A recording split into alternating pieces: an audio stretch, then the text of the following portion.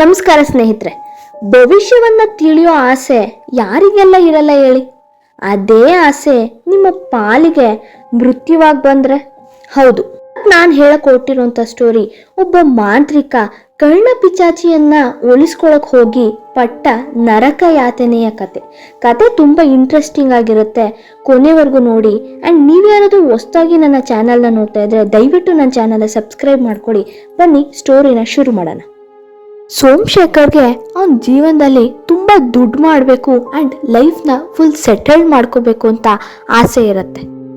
ಅವನ ಆಸೆನ ನೆರವೇರಿಸ್ಕೊಳ್ಳೋಕ್ಕೆ ಅಂತ ಅವನು ಕರ್ಣಪಿಶಾಚಿಯ ಆಹ್ವಾನೆಗೆ ಮುಂದಾಗ್ತಾನೆ.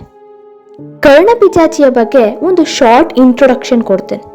ಈ ಕರ್ಣಪಿಶಾಚಿಯನ್ನ ಕೆಲವು ಮಾಂತ್ರಿಕರು ತಮ್ಮ ಕೆಲಸಗಳನ್ನ ಈಡೇರಿಸ್ಕೊಳ್ಳೋದಕ್ಕೋಸ್ಕರ ಆಹ್ವಾನ ಮಾಡ್ತಾರೆ. ಕರ್ಣಪಿಶಾಚಿಯನ್ನ ಯಾರು ಆಹ್ವಾನ ಮಾಡ್ಕೊಂತಾರೋ ಅವರ ಎಲ್ಲ ಆಸೆಗಳನ್ನ, ಅವ್ರ ಎಲ್ಲ ಬೇಡಿಕೆಗಳನ್ನ ಕರ್ಣಪಿಶಾಚಿ ಈಡೇರಿಸುತ್ತೆ. ಆ ಪಿಶಾಚಿ ತಾನು ಮಾಡಿದ ಸಹಾಯಕ್ಕೆ ಪ್ರತಿಯಾಗಿ ಕೆಲವು ಭಯಾನಕ ಬೇಡಿಕೆಗಳನ್ನು ಸಹ ಅವ್ರ ಮುಂದೆ ಇಡುತ್ತೆ. ಅದರ ಬೇಡಿಕೆಗಳನ್ನ ತೀರ್ಸಕ್ ಆಗದೆ ಎಷ್ಟೋ ಜನ ಆ ಪಿಶಾಚಿಯ ಕೈಗೆ ಸಿಗಾಕೊಂಡು ಬಲಿಯಾಗಿದ್ದಾರೆ. ಇತಿಹಾಸದ ಪ್ರಕಾರ ಕರ್ಣಪಿಶಾಚಿ ಒಲಿದ್ರೆ ಸಾಕು, ಅದು ಬಂದು ನಿಮ್ಮ ಕಿವಿಯಲ್ಲಿ ಜಗತ್ತಿನ ಎಲ್ಲ ರಹಸ್ಯಗಳನ್ನ ಪಿಸುಗುಟ್ಟುತ್ತೆ. ಆದ್ರೆ ಅದಕ್ಕೆ ಕೊಡಬೇಕಾದ ಬೆಲೆ ಮಾತ್ರ ಅತ್ಯಂತ ಭಯಾನಕ. ಸೋಮಶೇಖರ್ ಸ್ಮಶಾನದಲ್ಲಿ ಕುಳಿತುಕೊಂಡು 21 ದಿನಗಳ ಕಾಲ ಕತ್ತಲೆಯಲ್ಲಿ ಕರ್ಣಪಿಶಾಚಿಯ ಜಪಾನ ಮಾಡ್ತಾನೆ. 21ನೇ ದಿನ ರಾತ್ರಿ ಆ ಸ್ಮಶಾನದಲ್ಲಿ ವಿಪರೀತ ಚಳಿ ಇರುತ್ತೆ. ದೀಪಗಳು ತಾವಾಗಿ ಹಾರಿ ಹೋಗ್ತಿರುತ್ತೆ. ಸೋಮಶೇಖರನಿಗೆ ತನ್ನ ಕಿವಿಯ ಹತ್ರ ಯಾರೋ ಉಸಿರಾಡ್ತಿರೋ ಹಾಗೆ ಶಬ್ದ ಕೇಳಿಸುತ್ತೆ. ಆ ತಣ್ಣನೆಯ ಗಾಳಿಯಲ್ಲಿ ಕೊಳತ ವಾಸನೆ ಬರ್ತಿರುತ್ತೆ. ಸೋಮಶೇಖರನ ಕಿವಿಗೆ ಒಂದು ಹೆಣ್ಣಿನ ಕರ್ಕಶ ಧ್ವನಿ ಕೇಳಿಸುತ್ತೆ. ನಾನು ಬಂದಿದ್ದೇನೆ ಸೋಮ, ನಿನಗೆ ಏನು ಬೇಕು ಅಂತ ಆ ಧ್ವನಿ ಕೇಳುತ್ತೆ. ಸೋಮಶೇಖರ್ ತುಂಬ ಸಂತೋಷದಿಂದ ನನಗೆ ಎಲ್ಲವೂ ತಿಳಿಬೇಕು ಅಂತ ಆ ಕರ್ಣಪಿಶಾಚಿ ಹತ್ರ ಕೇಳ್ಕೊತಾನೆ. ಕರ್ಣಪಿಶಾಚಿಯ ಸಹಾಯದಿಂದ ಜನರಿಗೆ ಅವರ ಭವಿಷ್ಯನ ಹೇಳಿ ದುಡ್ಡು ಮಾಡಬೇಕು ಅಂತ ಸೋಮಶೇಖರ್ ಆಸೆ ಪಟ್ಟಿರ್ತಾನೆ. ಪಿಶಾಚಿಯ ಸಹಾಯ ಪಡ್ಕೊಂಡು ಅವನ ಜೀವನದಲ್ಲಿ ತುಂಬ ದುಡ್ಡು ಕೂಡ ಮಾಡ್ಕೊತಾನೆ ಆ್ಯಂಡ್ ಲೈಫಲ್ಲಿ ತುಂಬ ಸೆಟಲ್ ಕೂಡ ಆಗ್ತಾನೆ. ತನ್ನ ಆಸೆಗಳೆಲ್ಲ ಈಡೇರ್ತು ಅಂತ ಖುಷಿಯಲ್ಲಿದ್ದ ಸೋಮಶೇಖರ್ನ ಜೀವನದಲ್ಲಿ ಈಗ ಕರಾಳ ದಿನಗಳು ಶುರುವಾಗುತ್ತೆ. ಸೋಮಶೇಖರನಿಗೆ ಆ ಧ್ವನಿ ಕಿರಿಕಿರಿ ಅನ್ಸೋದಕ್ಕೆ ಶುರುವಾಗತ್ತೆ. ಆ ಪಿಶಾಚಿ ಅವನಿಗೆ ಒಂದು ಕ್ಷಣನೂ ಕೂಡ ಶಾಂತಿನ ಕೊಡ್ತಿರೋದಿಲ್ಲ. ಅವನು ಮಲಗಿದ್ದಾಗ್ಲೂ ಸಹ ಅವನ ಕಿವಿಯಲ್ಲಿ ಬಂದು ಕಿರ್ಚಾಡೋ ಥರ ವಿಚಿತ್ರವಾಗಿ ಅವನಿಗೆ ಕಾಟ ಕೊಡ್ತಿರುತ್ತೆ.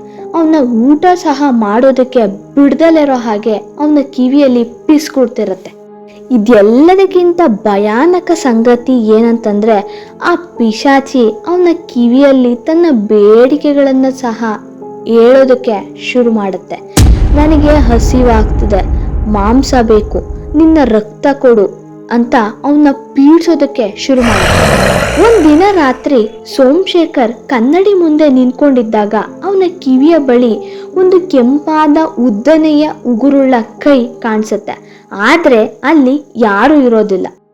ಆ ಪಿಶಾಚಿ ಅವನ ಕಿವಿಯನ್ನ ನಿಧಾನವಾಗಿ ಕಚ್ಚೋದಕ್ಕೆ ಶುರು ಮಾಡುತ್ತೆ. ಅಸಹನೀಯ ನೋವಿನಿಂದ ಅವನು ಕಿರ್ಚಾಡಿದ್ರು ಯಾರು ಅವನ ಸಹಾಯಕ್ಕೆ ಬರೋದಿಲ್ಲ. ಮಾರನೆಯ ದಿನ ಅವನು ಆ ರೂಮ್ನಲ್ಲಿ ಸತ್ತು ಬಿದ್ದಿರ್ತಾನೆ. ಅವನ 2 ಕಿವಿಗಳು ಯಾರೋ ಕಿತ್ಕೊಂಡು ತಿಂದಿರೋ ಥರ ಕಾಣಿಸ್ತಿರುತ್ತೆ. ಅವನ ಮುಖದ ಮೇಲೆ ವಿಪರೀತ ಭಯ ಇರುತ್ತೆ.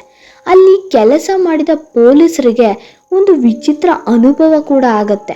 ಅವರ ಕಿವಿಯಲ್ಲಿ ಯಾರೋ ಹೆಣ್ಣಿನ ಧ್ವನಿ ಪಿಸುಗುಡೋ ಥರ ಅಲ್ಲಿ ಪೋಸ್ಟ್ ಮಾರ್ಟಮ್ ಮಾಡೋಕೆ ಬಂದಿದ್ದಂಥ ಪೊಲೀಸರಿಗೆ ಫೀಲ್ ಕೂಡ ಆಗತ್ತೆ. ಈ ಸ್ಟೋರಿ ಕೇಳಿ ನಿಮ್ಗೇನನ್ನಿಸ್ತು ಅಂತ ಕಮೆಂಟ್ ಬಾಕ್ಸಲ್ಲಿ ತಿಳಿಸಿ. ಒಳ್ಳೆ ದಾರಿಯಲ್ಲಿ ನಡೆದ್ರೆ ಒಳ್ಳೇದೇ ಆಗುತ್ತೆ, ಕೆಟ್ಟ ದಾರಿ ಹಿಡಿದ್ರೆ ಕೊನೆಗೆ ಕೆಟ್ಟದ್ದೇ ಆಗೋದು. ಇದಾಗಿತ್ತು ಇವತ್ತಿನ ಹಾರರ್ ಸ್ಟೋರಿ. ಮುಂದಿನ ವಿಡಿಯೋದಲ್ಲಿ ಸಿಗ್ತೀನಿ. ಸೈನಿಂಗ್ ಆಫ್, ಕನ್ನಡತಿ ಸುಚಿತ್ರ.